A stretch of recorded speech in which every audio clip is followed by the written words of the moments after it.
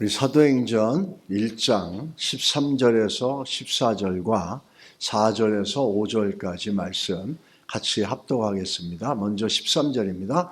들어가 저희 요한은 다락에 올라가니 베드로, 요한, 야고보, 안드레와 빌립, 도마와 바돌로메, 마테 및 알페오의 아들 야고보, 셀롯인 시몬, 야고보의 아들 유다가 다 거기 있어 여자들과 예수의 모친 마리아와 예수의 아들로 더불어 마음을 같이하여 저녁 기도에 힘쓰니라. 아멘.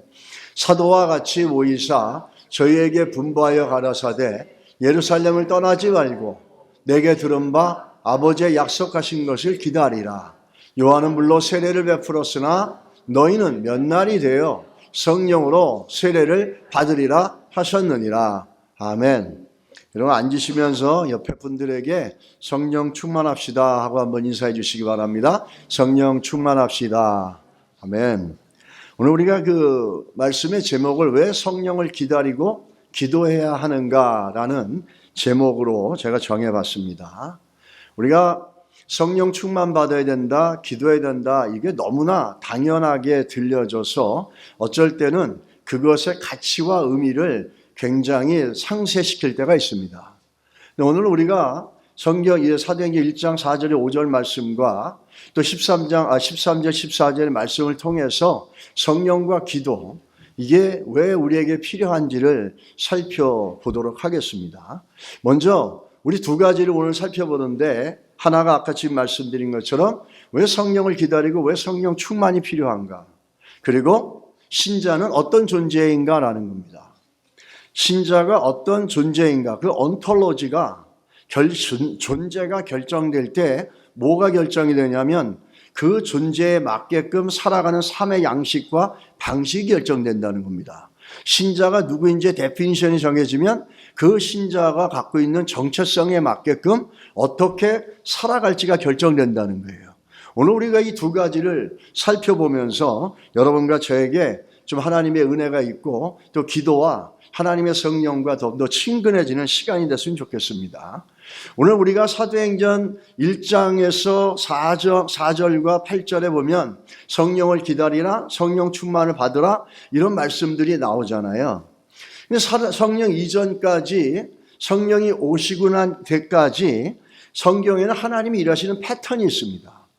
그 패턴이 뭐냐면은 하나님께서 먼저 그 시내산에서 이 모세를 불러서 그 십계명을 주죠. 그리고 또 성막을 가르쳐 줍니다. 그래서 사람들 사이에, 하나님의 백성들 사이에 성막을 세워주십니다. 이런 모든 것들이 뭐냐면 하나님이 저 멀리 계신 타자가 아니라 어떤 신학자가 얘기하는 holy others, 완전 타자가 아니라 하나님은 이 세상을 다스리지만 하나님은 언약으로 우리와 함께하기 원하시고 우리 삶 가운데 들어오시겠다라고 하는 하나님의 우리를 향한 사랑과 그 열망이 들어져 있습니다. 그래서 시내산에 불러서 계명을 주고 성막을 주고 만들게 하고 그 다음에 어떻게 합니까? 예수님을 보내셨어요. 2000년 전에 예수님을 보내시고 이제는 오순절날 성령을 보내셨어요. 여기에는 하나의 패턴이 있습니다. 어떤 패턴이죠? 하나님이 일방적으로 다 하신 거예요. 하나님이 일방적으로 그 unilaterally 그 일방적으로 다 하신 거예요. 여기에는 2000년 전에 예수님이 오실 때 여러분과 제가 예수님한테 구원시켜달라고 부탁하신 적 있으십니까? 우리가 간청한 적 있습니까? 간청한 적 없어요. 우리가 구원받기 위해서 무언가 하나님과 협력하고 하나님과 어소시에이트하면서 조력한 적이 있습니까? 없어요. 하나님께서 일방적으로 우리들에게 구원을 주셨고 일방적인 하나님의 역사와 일하심을 통해서 여러분과 제가 구원을 얻게 된 거예요. 쉽게 말하면 사도행전 1장의 4절, 8절에 성령이 이 땅에 임하시고 또 그 말씀이 나오고 2장에 성령 임하시기 전까지 하나님이 일하시는 모든 패턴은 일방적으로 하셨다는 거예요. 쉽게 말하면 사랑으로 얘기하면 짝사랑이죠. 하나님이 홀로 우리를 사랑하셔서 일방적으로 이 모든 것들을 이루어 내셨다라는 겁니다. 그걸 대표적으로 잘 보여주는 게 아브라함과의 언약입니다. 아브라함과 언약의 대표적인 게 아니라 아주 중요한 시발점이 창세기 15장 10절에서 나오죠. 아브라함에게 나타나셔서 하나님께서 재물을 드려라, 단을 쌓아라 이렇게 얘기합니다. 이럴 때 아브라함이 10절에 그 모든 것을 취하여 중간을 쪼개고 그 쪼갠 것을 마주대며 놓고 새는 쪼개지 아니하였으며. 자, 그렇게 됐다는 거예요. 쪼갰다는 말이 뭘까요? 히브리어로 쪼갰다는 말은 베리트라는 말입니다. 이 베리트란 말에서 뭐가 나왔냐면 언약이란 말이 나왔어요. 영어로는 카비넌트라 그럽니다. 그러니까 이스라엘 백성들의 문화 속에서 나온 거예요. 이스라엘 백성들이 계약을 맺을 때 어떻게 하는지 아십니까? 짐승을 잡아요. 그래서 머리부터 몸통 끝까지 반으로 쫙 자릅니다. 그리고 이 잘라진 짐승의 몸통 사이를 벌려서 그 사이로 피범벅이 된 사이로 계약자와 피계약자가 걸어갑니다. 걸어가면서 얘기하는 거죠. 당신, 우리가 서로에게 계약을 이행하지 않으면 당신 이렇게 돼요. 맞아. 당신도 나한테 해야 될 계약의 의무를 하지 않으면 당신도 이렇게 돼요. 라고 하는 거예요. 이게 뭐냐면 이게 언약이었어요. 상호 mutual responsibility를 강조하는 거예요. 그렇게 해서 거기를 지나갑니다. 이게 바로 베리트란 뜻이에요. 베리트, 그 바하버드의 교훈이 베리트 룩스 메아잖아요. 거기는 진리라고 라틴어하는데 이 베리트라는 거는 카비넌트, 하나님과 언약이란 뜻이거든요. 근데 언약의 뜻은 뭐냐면 쪼갠다, 나눈다란 뜻이에요. 마치 예수 그리스도께서 십자가에 자기 몸과 살을 다 찢기면서 깨어져 나가는 걸 상징해 주는 모습이죠. 그래서 이 베리트라고 해가지고 서로 상호 지켜야 되는 거예요. 여기는 바이랄러리입니다. 상호 지켜야 되는 거예요. 그런데 17절에 보면 어떻게 합니까? 창세기 15장 17절, 해가 져서 어두울 때에 연기 나는 풀무가 보이며 타는 횃불이 쪼갠 고기 사이로 지나더라 이렇게 나옵니다. 만약에 이스라엘의 계약대로 한다면은 저기에는 하나님의 상징인 횃불이 갈 때 누구도 같이 가야 됩니까? 아브라함도 같이 지나갔어야 되는 거예요. 그건 뭐죠? 똑같이 상호 지켜야 된다는 거예요. 그런데 구원은 그렇게 되지 않았어요. 하나님의 사랑과 우리를 향한 구원은 하나님이 일방적으로 이루신 거예요. 저기는 아브라함이 함께 동참하지 않았어요. 짐승들 사이로 아브라함이 지나가지 않았어요. 하나님만 지나가셨어요. 그래서 세상의 계약은 상호 지켜야 되지만 하나님의 은혜로 말미암아 지어진 계약은 하나님이 일방적으로 이루셨다라는 거예요. 할렐루야. 여러분 믿으십니까? 그 결과로 여러분과 제가 하나님의 자녀가 되었다라는 거예요. 이게 구약에서 하나님이 일방적으로 보여주시는 하나님의 일하시는 패턴이었어요. 우리가 도와주거나 그런 적 없습니다. 그런데 이 패턴이 바뀝니다. 그게 오늘 시작되는 게 사도행전 1장 4절에서 5절이죠. 1장 4절에서 5절에서 뭘 하라 그럽니까? 예수님께서. 주님께서 40일 동안 이 땅에 살면서 천국 하늘로 올라가시기 전에 이 제자들에게 이렇게 얘기합니다. 사도와 같이 모이사 저희에게 분부하여 가라사대 예루살렘을 떠나지 말고 내가 말한 바 아버지 약속한 걸 기다리라. 요한은 물로 세례를 베풀었으나 너희는 몇 날이 못되어 성령으로 세례를 받으리라. 성령 충만을 받는다는 겁니다. 우리가 성령을 묘사할 때 성령 세례가 있고 성령 충만이 있습니다. 사도행전이 얘기하는 성령은 성령 충만을 얘기하는 겁니다. 바울 서신에 가서 얘기하는 것도 대부분의 성령 세례가 되거든요. 우리가 이제 다음에 시간이 되면 살펴보겠습니다. 자, 이렇게 기다리라 그랬습니다. 그러면서 이 성령 강림과 충만함을 기다리라 이렇게 얘기를 하는 이것이 무슨 의미냐라는 거예요. 왜 성령을 기다리라? 왜 성령 충만을 받으라? 라고 하는 겁니다. 아까 말씀드렸지만 하나님의 일하시는 패턴이 바뀌었다라는 거예요. 예전에는 하나님이 일방적으로 모든 걸 다 했어요. 원사이드로 유니라럴리하게 하나님이 일방적으로 다 해주셨어요. 구원까지. 근데 이제는 하나님의 나라와 하나님의 복음과 하나님의 복음의 확장과 하나님의 교회와 하나님의 역사하심과 하나님의 일하심이 이제는 바뀌었다라는 거예요. 그것의 시작이 뭐냐면 성령을 기다리라, 성령 충만을 받으라는 거예요. 이것은 이제는 그렇겠지만 이제는 너희가 나의 사역에 하나님의 일에 들어와 동참하고 사역하고 협력해달라는 거예요. 여러분 믿으십니까? 성령으로 기다려라. 예전에는 그게 안 됐지만은 이젠 성령을 통해서 너희들이 내 사역에, 하나님의 나라에, 복음의 확장에, 하나님의 교회가 세워지는 것에 너희들이 들어와서 협력하라는 겁니다. 다시 말하면 이거는 이제는 하나님의 사역에 너희들을 초청한다라는 거예요. 협력자가 되어지고 조력자가 되어지라는 거예요. 예전엔 그러지 않았어요. 그냥 성령으로 그렇게 되어지라라고 해야 된다고 얘기하는 거죠. 구원은 하나님이 일방적으로 이루신 거예요. 근데 하나님의 나라와 복음의 확장과 하나님의 교회는 성령으로 여러분과 제가 참여하고 협력하고 조력하고 하나님과 함께 그 일을 해나가는 겁니다. 그것이 어디에 잘 나타나냐면 사도행전이라는 이름입니다. 이 사도행전이 뭐죠? Book of Acts잖아요. 사도들의 행위를 얘기해서 Acts라고 합니다. 여러분 이 말씀에 보면 만약에 하나님께서 일방적으로 혼자 이루셨다거나 성령께서 일방적으로 혼자 이루셨다면 사도행전이 아니라 성령행전이 돼야 되죠. 조금 좀 터프하게 얘기하면 하나님의 행전이 돼야겠죠. 근데 사도행전이라고 그랬어요. 왜 그러죠? 뭘 강조하고 있는 겁니까? 여러분과 저와 같은 평범한 사람들이, 부족하고 연약한 자들이 성령을 통해서 하나님의 일에 협력하게 됐다는 거예요. 하나님의 일에 참여하게 되어졌다는 거예요. 그래서 성령을 통해서 사도들이, 부족한 우리들이 성령을 통해서 하나님의 일에 참여해야 되어졌다는 걸 강조하기 위해서 사도행전이 되어진 거예요. 물론 이 사도행전, 사도들의 행위에, 그렇게 사도들이 할 수 있는 업적과 행위의 모든 결과는 성령을 통해서 이루어진 거예요. 그래서 성령행전이라 해도 틀린 건 아니에요. 성령과 사도들이 협력해가지고 나온 게 뭐죠? 교회예요.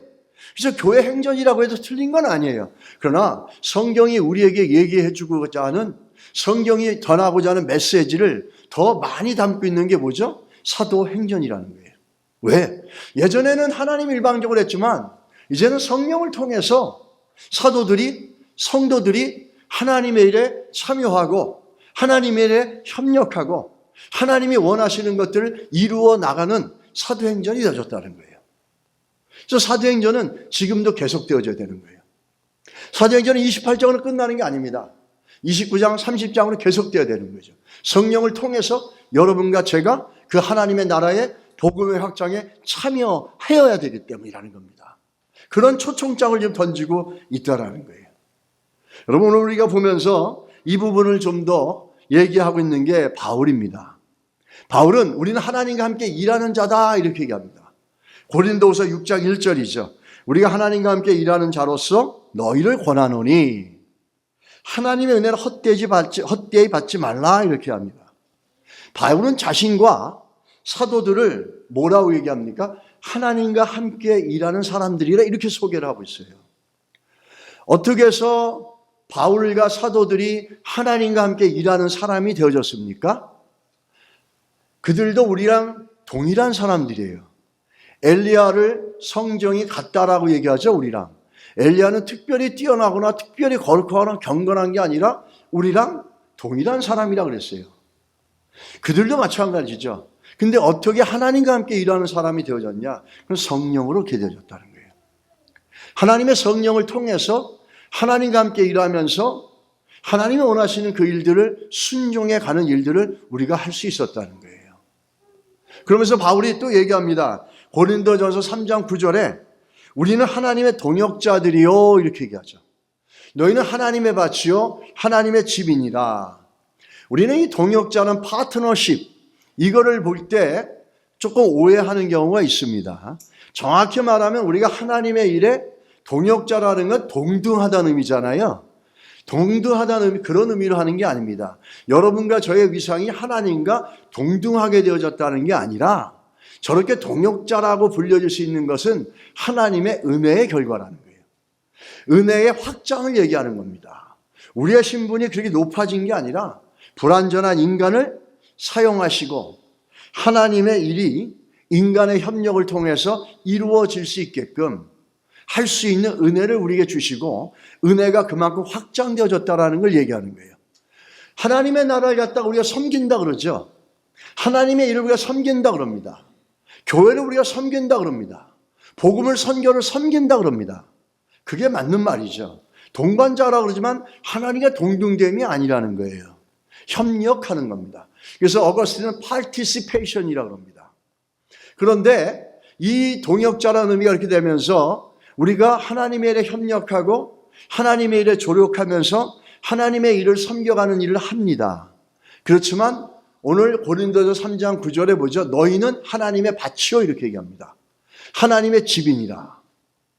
이 집과 밭은 어떤 의미가 있냐면 하나님께서 일하는 현장이며 그것이 그 교회, 고린도 교회를 얘기하는 거죠. 하나님이 일하시는 현장이야. 그런데 주도권은 누구에게 있다라는 거죠? 하나님께 있다라는 거예요. 우리는 참여하는 자고 우리는 협력하는 거고 우리는 조력하는 거지 동역자라 그래가지고 하나님과 동등한 레벨이 됐다는 건 아니에요. 그만큼 성령을 통해서 우리에게 은혜를 주시고 그 은혜로 말미암아 하나님의 일에 참여하며 협력할 수 있다라는 거예요. 우리가 선교를 하고 할 때 우리가 선교를 얘기할 때 도와드리겠습니다. 이건 정확한 표현이 아닙니다.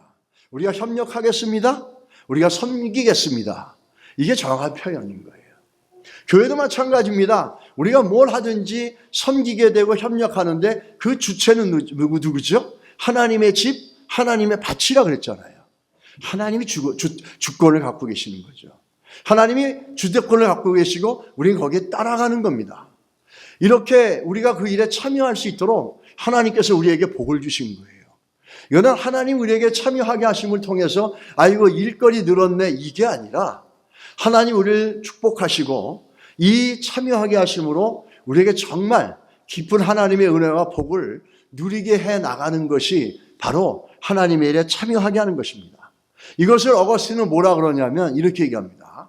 하나님은 인간 없이 구원을 시작하셨지만 완성은 바로 하나님의 나라를 얘기하는 겁니다.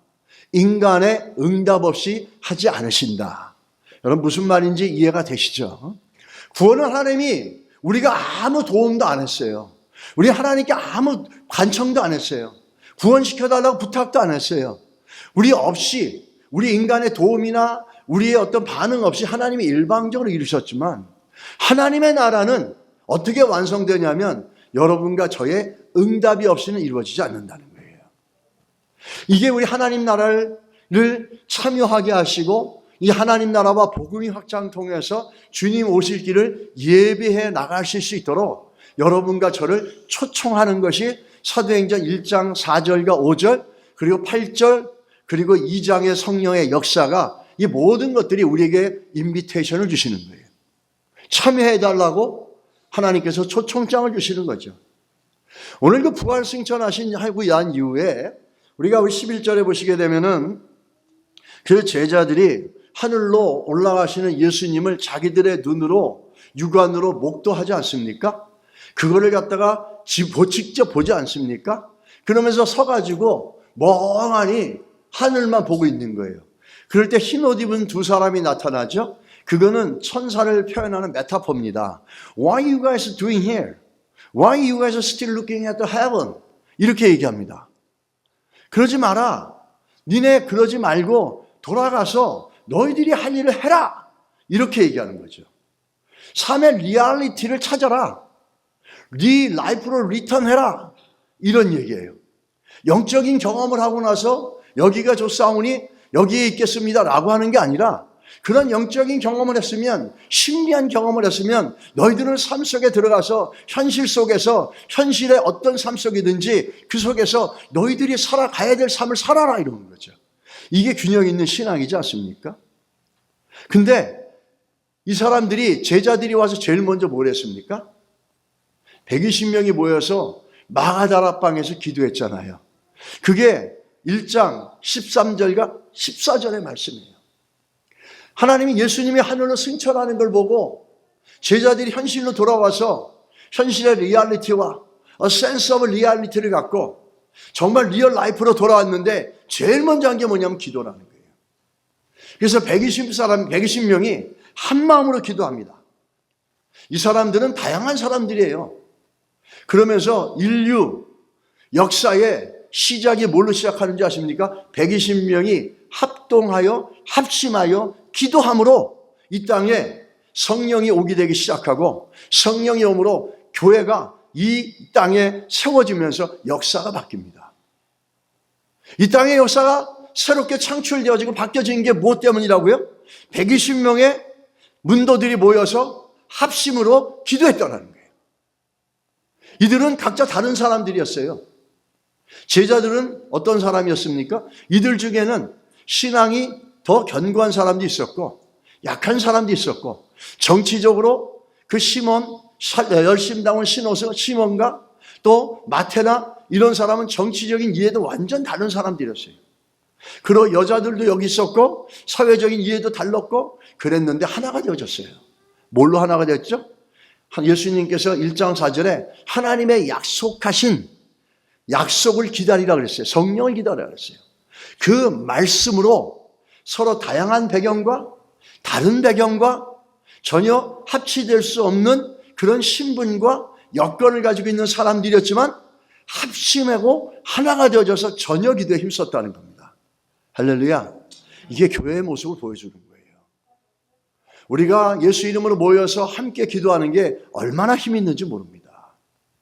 여러분, 합심으로 기도하고 합심으로 함께 기도하는 교회, 그런 교회치고 하나님의 성령의 인도하심과 역사하심과 또 그 가운데 일하시는 구원의 역사와 은혜가 충만하지 않은 교회가 없어요. 이 합심해서 기도함으로 이 사도행전의 역사 속에 교회가 시작되어지고 하나님의 성령이 놀랍게 이 땅 가운데 임하시는 역사가 기도로 시작됐다는 거예요. 우리 그럼 여기서 한번 생각해 볼 것들이 있습니다. 뭘 생각하냐면 왜 그러면 성도들은 성령을 기다려야 되고 성령 충만을 받아야 되고 하나님의 나라의 사역에 들어가는데 성령의 충만함과 인도하심이 필요하고 왜 기도해야 되는가? 처치 앤서란 말 있죠, 영어로. 맨날 교회에서 하는 얘기죠. 기도해.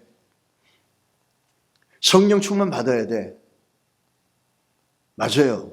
우린 이걸 계속해서 얘기합니다. 근데 왜 성령 충만을 받고 왜 기도해야 되는지 이 근본적인 질문에 대해서는 우리가 그냥 다 그러려니 하고 받아들여요.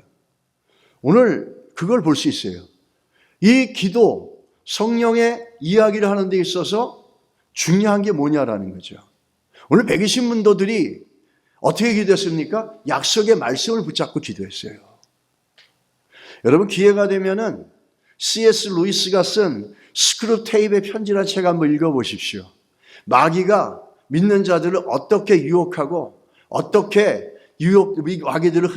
성도들을 흔드는지 그 암울한 아주 어두운 전략이 있습니다. 여러분 사단이 제일 싫어하는 게 뭔지 아세요? 하나님의 말씀 성경을 읽는 거예요. 하나님의 말씀을 향해서 갈급하고 그 말씀으로 내 안에 채우고 이게 사단이 제일 싫어하는 거예요. 또 사단이 제일 못하게 방해하는 게 뭔지 아십니까? 하나님 말씀을 믿고 그걸 믿음으로 품어서 말씀을 따라 기도하는 거예요.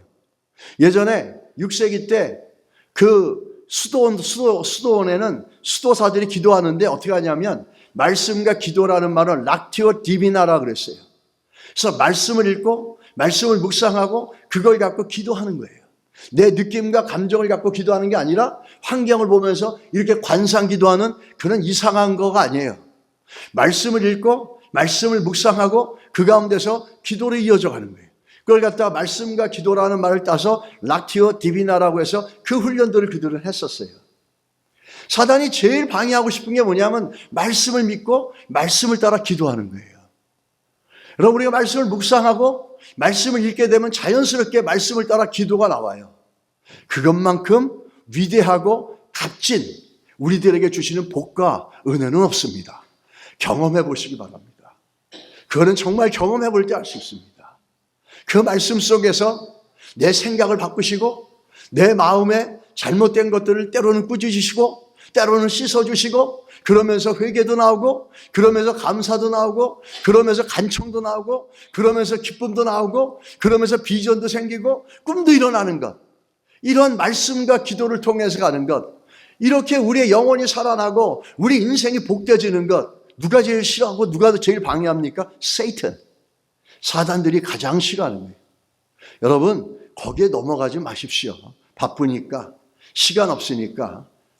그렇다 하더라도 여러분 이건 생각하세요. 내가 이렇게 계속 생각하고 말씀과 기도를 멀리 하다 보면 나는 사단의 전략에 무너질 수밖에 없다.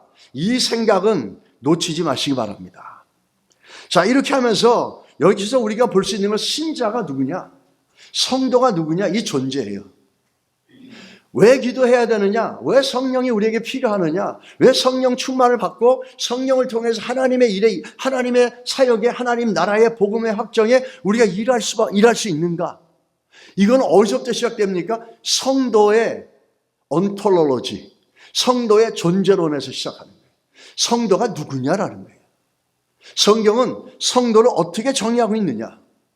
성도가 어떤 존재인가를 알면은 뭐가 나오죠? 어떻게 살아야 될지 아는 겁니다.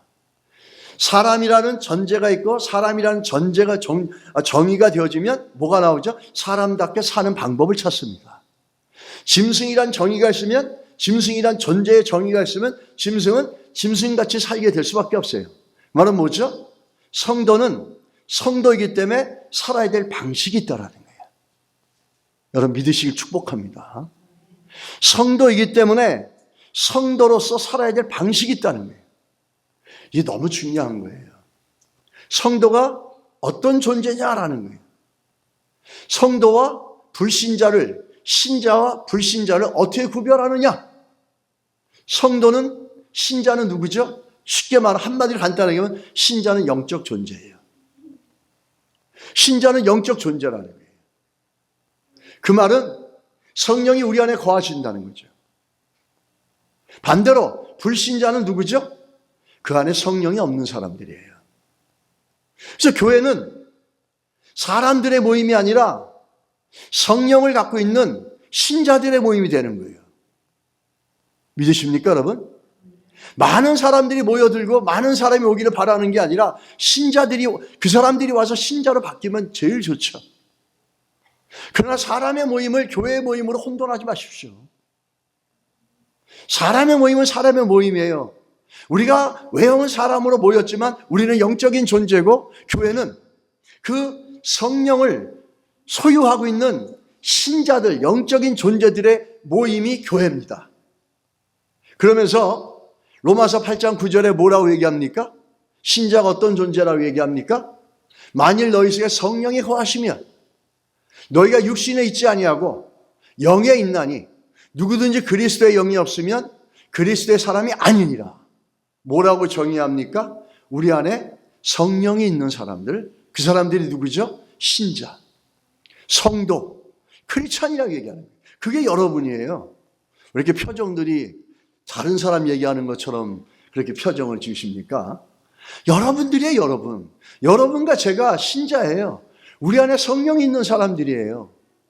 고린도서 6장 19절은 더 정확하게 다이렉트리 얘기하죠. 너희 몸은 너희가 하나님께로부터 받은 바 너희 가운데 계신 성령의 전인 줄 알지 못하느냐?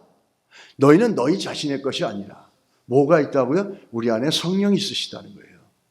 성령이 거함으로 우리가 뭐죠? 육체로 있지만은 우리는 하나님의 성령의 전이라는 겁니다. 할렐루야. 이게 우리예요. 성도가 누구인지 신자가 누구인지 정의가 안 되면은 왜 기도해야 되는지 몰라요. 신자가 누군지 신자가 어떤 존재인지 모르면 교회가 무엇인지도 모르고 교회가 어떻게 이 땅 가운데서 살아갈 수 있을지를 모릅니다. 존재 방식을 모르는 거예요. 우리가 오늘 본문을 보면서 이 한 가지 중요한 것은 신자가 누군지를 정확하게 우리가 믿고 나갈 때 여러분의 인생에 놀라운 은혜가 있을지 믿습니다. 이 한국의 서울에 어느 목사님이 간증을 하는데 교회에 또 자매님이 있었는데 그 아버님을 전도를 하려고 했는데 이제 잘 안 된 것 같아요. 그래서 아버님이 암 투병 중이었는데 이 따님이 목사님을 찾아와서 간청을 하는 겁니다. 아버지 세례 좀 받게 해 주십시오. 하도 간청을 해서 간청에 못 이겨서 목사님이 가셨대요. 그래서 먼저 예수 그리스도를 영접을 시켰답니다. 어렵게 예수 그리스도를 영접을 시키고 침례를 베풀어 주셨대요. 그 세례를 마치고 얘기를 못하고 바빠서 교회로 왔는데, 교회 와서 보니까 그분이, 그 따님이 문자 메시지를 목사님께 보낸 거예요. 그 내용은 이렇습니다. 딸이 아버지에게 이렇게 물어봤대요. 아버지, 세례 받으시니까 어떠세요? 하고 묻자 아버지가 눈을 감고 깊이 한참 생각을 하시더니 이렇게 대답하셨대요. 영과 영이 만나는 영적 사건인데 어떻게 느낌이 없겠느냐, 이렇게 대답을 했다는 겁니다. 그 따님의 아버님의 말씀은 정말 큰 감동이 되어집니다. 너무나 우리 성도가 어떤 존재인지 그 존재를 정확하게 파악해서 얘기해 주는 거죠. 평생 하나님을 거부하고 하나님의 존재를 거부했다가 예수를 엉겹결에 믿고 세례를 받는 그 시간에 이것이 영적 사건인 것을 깨닫게 되는 거죠. 여러분, 우리가 예배 나오고 우리가 기도하고 우리가 찬양하는 이 모든 것들은 근본적으로 영적인 사건이에요. 영적인 문제가 해결되지 않으면 우리 눈에 보이는 인생은 해결되기 어려워요. 히브리서 1절부터 11장부터 1절에 3절까지 뭐라고 합니까? 믿음은 바라는 것이 실상에 보이지 않는 것이 증거나 보이는 것이 보이는 것으로 되지 않았다 그랬어요. 그러고 욥기서 보십시오. 욥의 고난이 시작되는데 물론 그 다른 거지만 어떻게 시작합니까? 보이지 않는 것에서부터 시작되잖아요. 영적인 세계에서부터 시작되지 않습니까?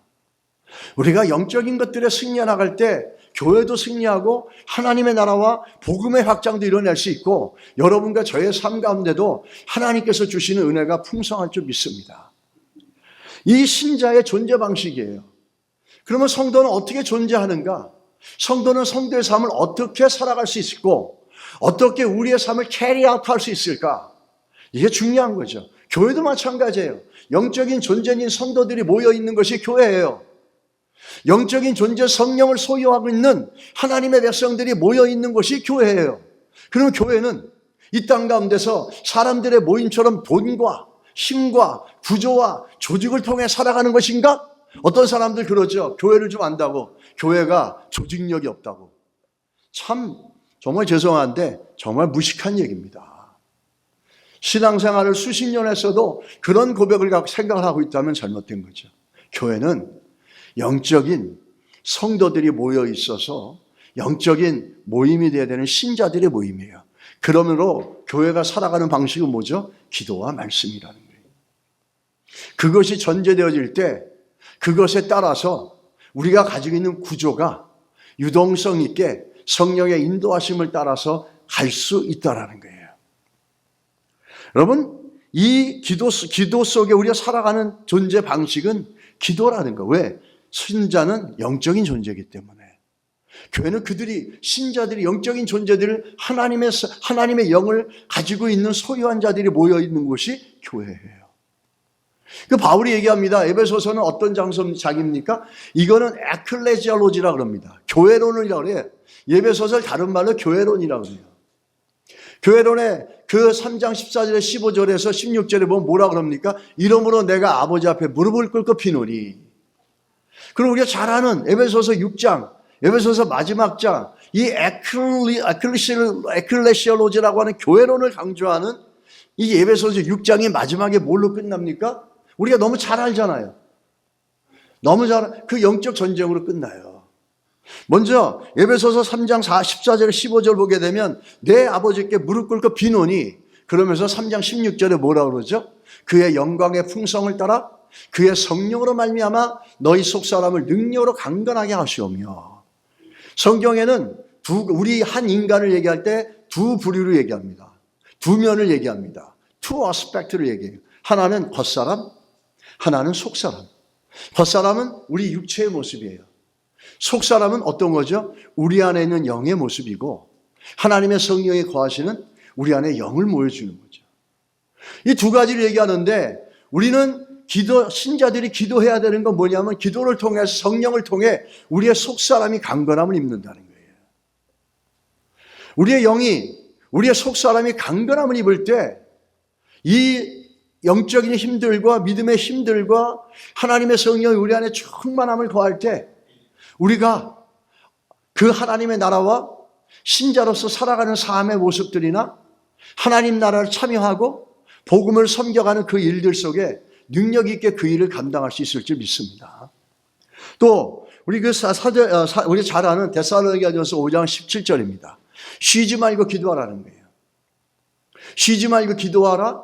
그 다음에 이방인의 기도처럼 반복하고 중언부언 기도하라. 이거하고는 다른 거예요. 우리가 끊임없이 기도를 놓쳐서는 안 되고 우리의 삶 가운데 기도는 호흡이에요. 호흡하지 않고 살아갈 수 있는 생명체는 없습니다. 호흡은 우리 영혼의 호흡이에요. 기도는. 이 호흡이 건강할 때 우리 영혼도 건강하고 우리 속사람도 건강합니다. 에베소 6장 18절에 또 이렇게 얘기하죠. 모든 기도와 간구를 하되 항상 성령 안에서 기도하고 이를 위하여 깨어 구하기를 항상 힘쓰며 여러 성도를 위하여 구하라. 에베소서 6장은 에베소서를 마무리하면서 다시 한번 바울이 뭘 강조합니까? 기도를 강조하고 기도 속에 하나님의 성령께서 일하심을 갖다 얘기하고 있어요. 그래서 주로 성도는 어떻게 살아야 되느냐? 교회는 어떻게 살아갈 수 있느냐? 여기에 기도와 말씀이 있어야 된다는 거예요. 두 번째로 우리 말씀을 하나님의 속사람, 우리 안에 하나님의 성령이 거하시기 때문에 우리 속사람이 뭘 사모하고 뭘 즐거워합니까? 로마서 7장 22절 내 속사람으로는 하나님의 법을 즐거워하되. 할렐루야. 우리 영적인 사람들, 하나님께 속해 있는 사람들, 하나님의 성령이 우리 안에 있는 사람들이 사모하는 건 뭐냐면 다른 게 아니에요. 주의 말씀을 사모하는 거예요. 하나님 말씀을 사모하고 일주일 내내 성경 한 줄 안 읽어도 내 영혼이 아무렇지 않고 갈급함이 없고 하나님 말씀을 흠모하는 마음도 없고, 그렇다면 우리 속사람은 정말 건강하지 않겠죠. 그건 여러분이 판단하십시오. 우리의 속사람은 뭘 원하냐면 하나님 말씀을 원해요. 하나님 말씀을 사모하는 것이 우리 안에 있는 성령의 모습이라는 거죠. 우리가 이걸 정리하자면 이런 겁니다. 여러분, 수학을 잘하려면 수학 공식을 먼저 알아야 돼요. 수학 공식을 먼저 알아야지 수학 문제가 왔을 때 그 문제를 공식에 맞춰서 풀 수가 있습니다.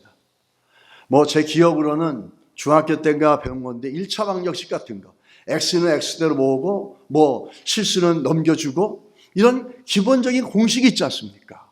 이 공식이 들어갈 때 수학 문제를 잘 풀어낼 수가 있어요. 우리 영적인 삶을 살아가는 영적인 존재인 성도와 교회에게도 믿음의 공식이 있어요. 그게 뭐죠? 기도와 말씀이라는 거예요. 믿으시길 축복합니다. 기도와 말씀이라는 거예요. 수학 공식 모르고 내 마음대로 수학 문제를 풀 수 있는 사람은 없어요. 제대로 풀 수가 없어요. 정답이 나오지 않아요. 공식이 먼저 선제돼야 되고 공식에 맞춰서 이 문제를 풀어가야 되는 거예요. 그럴 때 우린 정답을 얻어낼 수 있습니다. 우리 신앙의 삶도 마찬가지예요. 교회도 마찬가지예요. 우리에게는 믿음의 공식이 있는데, 그 영적인 공식이 있는데 기도와 말씀이라는 겁니다. 이것이 적용되어질 때 우리 인생의 문제를 풀어갈 수 있는 거예요. 수학 공식이 수학의 문제를 풀어가게 할 수 있는 것처럼 말씀과 기도가 성도들의 삶에, 신자들의 삶에 교회의 문제와 여러 가지 장애물을 풀어갈 수 있게 한다는 사실입니다. 그런데 신자의 삶 속에 기도와 말씀으로 살아가야 될 또 하나 이유가 있어요. 이것이 우리 삶 가운데 적용되지 않고 원활하게 되지 않으면 뭐가 생기는지 아십니까? 충돌이 생겨요. 갈등이 생겨요. 컨플릭이 생긴다는 거예요. 로마서 8장 7절에서 8절은 육신의 생각과 하나님의 법과 부딪힌다는 걸 얘기하고 있어요. 육신의 생각은 하나님과 원수가 되나니 이는 하나님의 법에 굴복하지 아니할 뿐 아니라 할 수도 없습니다. 육신에 있는 자들은 하나님을 기쁘시게 할 수 없느니라. 여러분과 저는 예수를 믿었어도 우리 안에 성령이 거했어도 아까도 얘기했지만 두 사람이 있지 않습니까? 겉사람이 있고 속사람이 있어요. 겉으로는 우리가 뭐죠? 육신의 모습이 있어요. 속으로는 우리가 하나님의 성령의 거함으로 우리가 영적인 존재인 속사람이 있습니다. 그런데 이것이 기도와 말씀이 우리 가운데 충만하지 못하면 항상 우리 육신의 생각이 하나님께서 원하시는 것과 하나님의 법과 부딪히고 깨어져서 절대로 순종하지 못하게 한다는 거예요. 갈라디아서 5장 16절 18절은 더 정확하게 얘기하죠. 내가 이르노니 너희는 성령을 따라 행하라.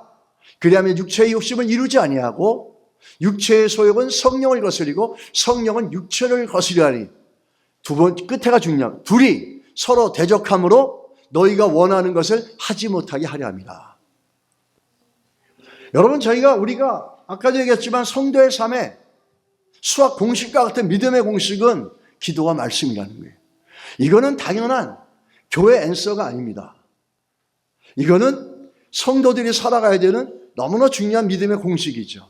이게 안 될 때는 성령과 우리 안에 거하시는 성령과 우리 안에 있는 여전히 있는 육체의 것들이 부딪히고 부딪혀서 갈등과 번민만 일어난다는 거예요.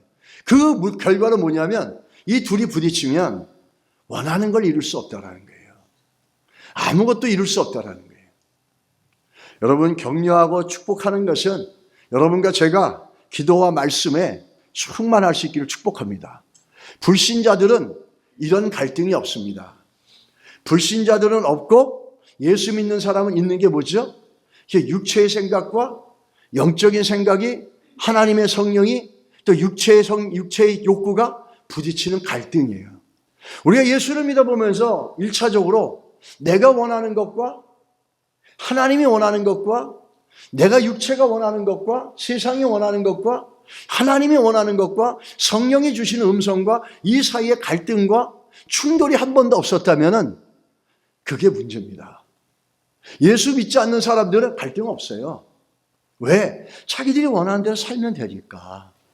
Fresh desire이니 secular desire이니 이런 거 아무 생각 없어요. 자기가 원하고 자기가 기뻐하는 대로 살아가면 되는 거예요. 여긴 절제가 없어요. 여긴 인내가 없어요. 여긴 자기 포기가 없어요. 자기 느낌대로 가니까. 그러나 예수 믿는 사람들에게는 이런 싸움이 있다는 거예요. 내 안에 성령이 원하시는 것과 내 육체가 원하는 것과 세상이 원하는 것과 부딪히고 갈등됨이 있다는 거죠. 그걸 해결할 수 있는 게 뭐죠? 기도와 말씀이라는 겁니다. 믿으십니까, 여러분? 기도와 말씀이라는 거예요. 기도와 말씀으로 여러분 주 안에서 하나님께서 여러분 가운데 약속하신 은혜와 복들을 누려가시고 복되고 정말 인생이 성공된 삶이 되시기 바랍니다.